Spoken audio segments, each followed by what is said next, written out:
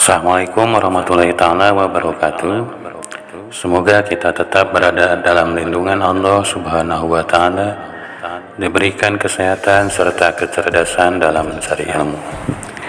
Pada kesempatan kali ini kita akan membahas mengenai ruang dan interaksi antar ruang. Sebelum masuk ke pembahasan, marilah kita bertanya jawab terlebih dahulu. Pernahkah kalian mendengar kata ruang? Jawabannya pasti pernah. Kemudian, apakah ada makhluk hidup yang tidak tinggal di ruangan? Jawabannya tentu tidak ada. Nah, kalau begitu, apa yang dimaksud dengan ruang?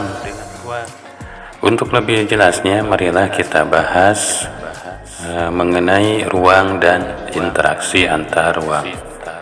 Setiap makhluk yang hidup di bumi ini memerlukan ruang untuk melangsungkan kehidupannya. Tanpa adanya ruang, maka manusia dan semua makhluk hidup lainnya tidak memiliki tempat untuk hidup. Jadi, ruang adalah tempat di permukaan bumi, baik secara keseluruhan maupun hanya sebagian, yang digunakan oleh makhluk hidup untuk tinggal. Ruang juga bermanfaat. Yang pertama, untuk kegiatan individu atau kelompok. Yang kedua, sebagai tempat menjalin hubungan dengan individu atau kelompok. Ruang di muka bumi mencakup 1. Lapisan udara. Lapisan udara seperti yang kita ketahui ada lapisan troposfer, stratosfer, mesosfer, kemudian termosfer dan eksosfer. Yang kedua, wilayah perairan meliputi laut, sungai, danau, dan perairan di bawah permukaan bumi sampai kedalaman tertentu yang dikenal dengan air tanah. Yang ketiga, wilayah daratan, termasuk lapisan tanah dan batuan sampai pada lapisan tertentu yang menjadi sumber daya bagi kehidupan serta makhluk hidup yang menempatinya.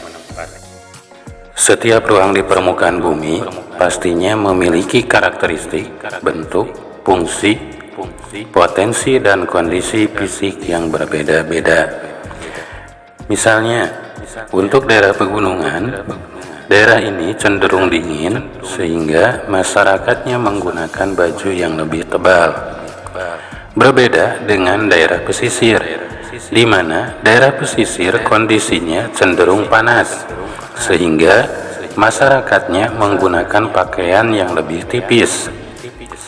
Komoditas yang dihasilkan kedua daerah ini juga cenderung berbeda, di mana daerah pegunungan banyak menghasilkan sayuran dibandingkan dengan daerah pesisir yang menghasilkan ikan dan garam. Perbedaan inilah yang menyebabkan terjadinya interaksi antar ruang. Kalau demikian, interaksi antar ruang itu apa? Interaksi antar ruang adalah cara mengelola ruang-ruang berdasarkan potensi permasalahan dan keterkaitan suatu ruang dengan ruang-ruang yang ada di sekitarnya. Selanjutnya, faktor utama terjadinya interaksi antar ruang. Yang pertama, saling melengkapi atau komplementari, atau juga disebut regional complementary. Kondisi saling melengkapi terjadi ketika dua daerah yang berbeda menghasilkan komoditas yang berbeda. Sebagai contoh, daerah pegunungan banyak menghasilkan sayuran, berbeda dengan daerah pesisir yang menghasilkan garam dan ikan.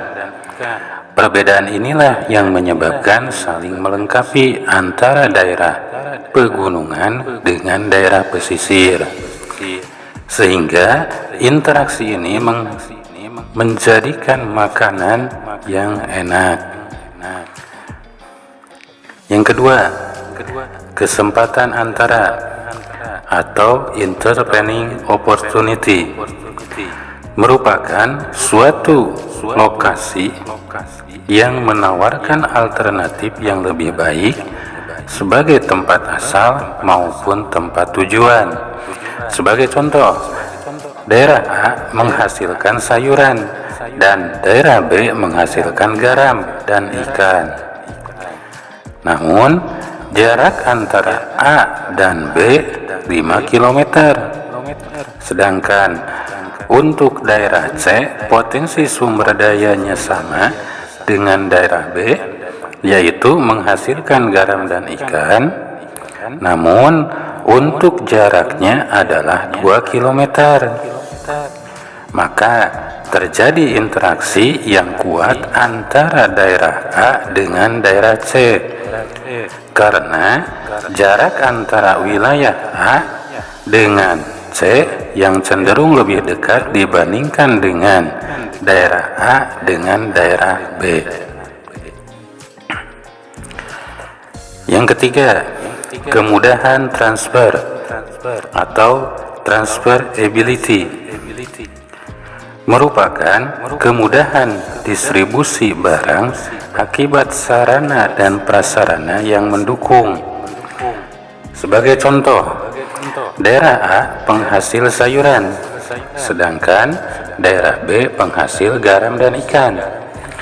Dan jaraknya antara A dan B adalah 5 km. Sedangkan daerah C dengan potensi sumber daya alam yang sama, yaitu ikan dan garam, namun jaraknya adalah 4 km. Namun, antara A dan C terkendala sarana dan prasarana yang baik, jalan ataupun transportasinya. Sedangkan untuk daerah A ke B, sarana dan prasarananya cenderung lebih mendukung. Maka meskipun jarak A dengan B lebih jauh dibandingkan dengan jarak A dengan C yang lebih dekat, maka terjadi interaksi yang kuat antara A dengan B. Selanjutnya, bentuk-bentuk interaksi antar ruang.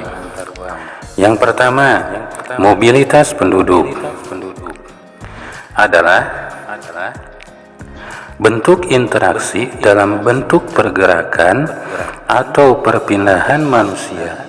Contohnya, emigrasi, imigrasi, transmigrasi, urbanisasi, ruralisasi, perjalanan penduduk antar wilayah untuk bekerja, atau perjalanan wisata.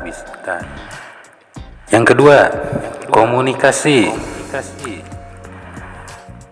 Komunikasi adalah bentuk interaksi melalui perpindahan ide atau gagasan dan informasi.